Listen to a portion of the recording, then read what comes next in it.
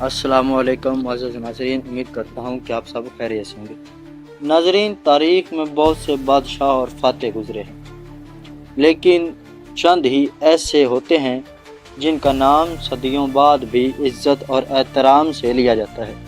ایسا ہی ایک نام ہے صلاح الدین ایوبی کا، وہ شخص جس نے پوری امت کو متحد کیا، صلیبیوں کو شکست دی، بیت المقدس کو آزاد کروایا اور دشمنوں کے دلوں میں بھی اپنی شرافت اور بہادری کی وجہ سے جگہ بنائی۔ لیکن آخرکار صلاح الدین ایوبی کون تھے؟ ان کی بہادری کی اصل کہانی کیا ہے؟ وہ کون سی خصوصیات کے حامل تھے جن کی وجہ سے وہ تاریخ کے ایک عظیم ہیرو بنے؟ آئیے جانتے ہیں اپنی اس ویڈیو میں صلاح الدین ایوبی کا پورا بایو ڈیٹا۔ صلاح الدین ایوبی کا اصل نام یوسف بن ایوب تھا۔ وہ 1137 عیسوی میں عراق کے شہر تکریت میں پیدا ہوئے۔ ان کے والد نجم الدین ایوب ایک بااثر اور بہادر شخصیت کے حامل تھے۔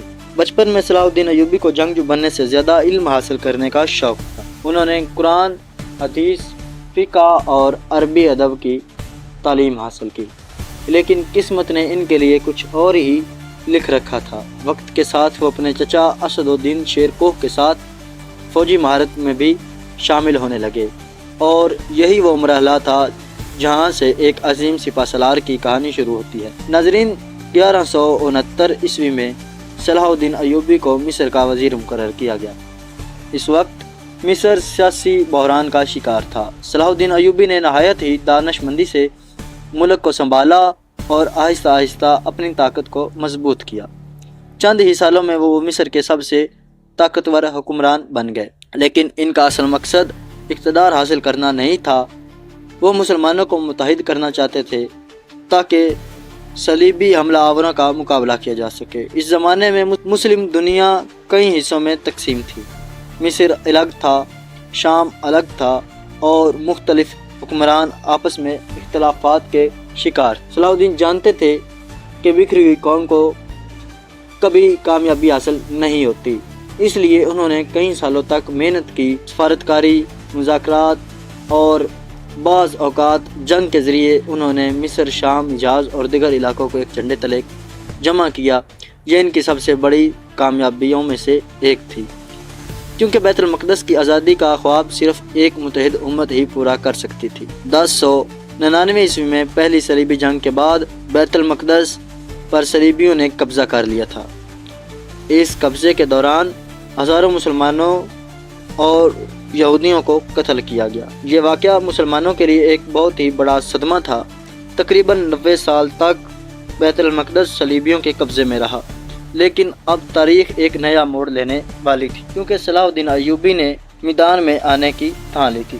سال 1187 عیسوی میں صلاح الدین ایوبی نے اپنی ساری زندگی کی سب سے اہم جنگ لڑنے کا فیصلہ کیا۔ یہ جنگ میدان حطین میں برپا ہوئی۔ ناظرین، صلیبی فوج تعداد میں بڑی تھی، لیکن صلاح الدین ایوبی نے زبردست حکمت عملی اختیار کی۔ انہوں نے دشمن کو پانی کے ذخائر سے دور کر دیا۔ شدید گرمی اور پیاس نے صلیبی فوج کو کمزور کر دیا۔ جب مناسب وقت آیا تو مسلمانوں نے بھرپور حملہ کیا۔ لڑائی کئی گھنٹے جاری رہی۔ آخرکار صلیبی فوج کو بدترین شکست کا سامنا کرنا پڑا۔ ان کا بادشاہ گرفتار ہو گیا اور ان کی فوج تقریباً تباہ ہو گئی۔ یہ فتح تاریخ کی سب سے عظیم فوجی کامیابیوں میں سے ایک شمار کی جاتی ہے۔ معرکہ حطین کے بعد راستہ صاف ہو چکا تھا۔ صلاح الدین ایوبی نے فوج کے ساتھ بیت المقدس کی طرف چڑھائی کی۔ شہر کا محاصرہ کیا گیا۔ چند دنوں کی مزاحمت کے بعد صلیبیوں نے ہتھیار ڈال دیے۔ 2 اکتوبر 1187 عیسوی کو بیت المقدس دوبارہ مسلمانوں کے قبضے میں آ گیا۔ یہ وہ لمحہ تھا جس کا مسلمانوں کو تقریباً 1 صدی سے انتظار تھا۔ شہر میں خوشی کی لہر دوڑ گئی۔ مساجد کو دوبارہ آباد کیا گیا، اذانوں کی آوازیں گونجنے لگیں، اور بیت المقدس ایک بار پھر اسلامی دنیا کا حصہ بن گیا۔ صلاح الدین ایوبی کی سب سے منفرد بات صرف ان کی بہادری نہیں تھی، بلکہ ان کی رحم دلی بھی تھی۔ جب صلیبیوں نے 1099 عیسوی میں بیت المقدس فتح کیا تو انہوں نے ہزاروں لوگوں کا قتل عام کیا، لیکن صلاح الدین ایوبی نے ایسا نہیں کیا۔ انہوں نے شہریوں کو محفوظ راستہ دیا، غریب لوگوں کی رہائی کے لیے خزانے سے رقم ادا کی، بہت سے قیدیوں کو آزاد کر دیا۔ یہی وجہ ہے کہ ان کے دشمن بھی ان کی تعریف کرتے تھے، یہاں تک کہ یورپ مورخین نے بھی ان کی شرافت کو سراہا ہے۔ ناظرین، صلاح الدین ایوبی کی شرافت اور شہرت اتنی بڑھ چکی تھی کہ یورپ نے ایک نئی صلیبی جنگ شروع کر دی۔ اسی جنگ میں انگلینڈ کے مشہور بادشاہ رچرڈ شیر دل بھی شامل تھے۔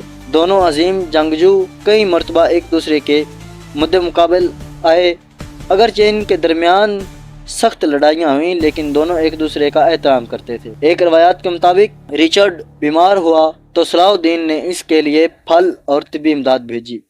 یہ واقعہ ان کے اعلیٰ اخلاق کی ایک بہترین مثال سمجھا جاتا ہے۔ صلاح الدین ایوبی صرف ایک فاتح نہیں تھے، وہ ایک عادل حکمران بھی تھے۔ سادہ زندگی گزارتے تھے، اپنی رعایا کا خیال رکھتے تھے، علماء کا احترام کرتے تھے اور ہمیشہ انصاف کو ترجیح دیتے تھے۔ ان کے لیے طاقت کا مطلب ظلم نہیں بلکہ خدمت تھا۔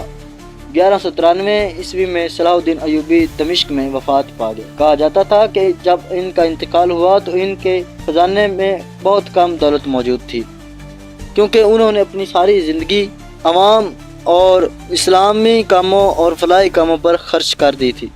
لیکن اگرچہ وہ دنیا سے چلے گئے، ان کا نام ہمیشہ کے لیے تاریخ میں زندہ ہو گیا۔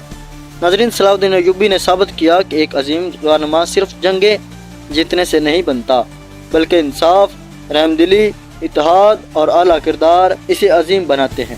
اس لیے آج بھی دنیا بھر میں صلاح الدین ایوبی کو بہادر، شرافت اور قیادت کی علامت سمجھا جاتا ہے۔ آپ کی نظر میں صلاح الدین ایوبی کی سب سے بڑی خوبی کیا تھی؟ کمنٹ میں ضرور بتائیے گا۔ اگر ویڈیو ہماری اچھی لگے تو ویڈیو کو لائک، شیئر اور ہمارے چینل کو سبسکرائب کرنا نہ بھولیے گا۔ ملتے ہیں اپنی اسی طرح کی مزید دلچسپ ویڈیو کے ساتھ، تب تک کے لیے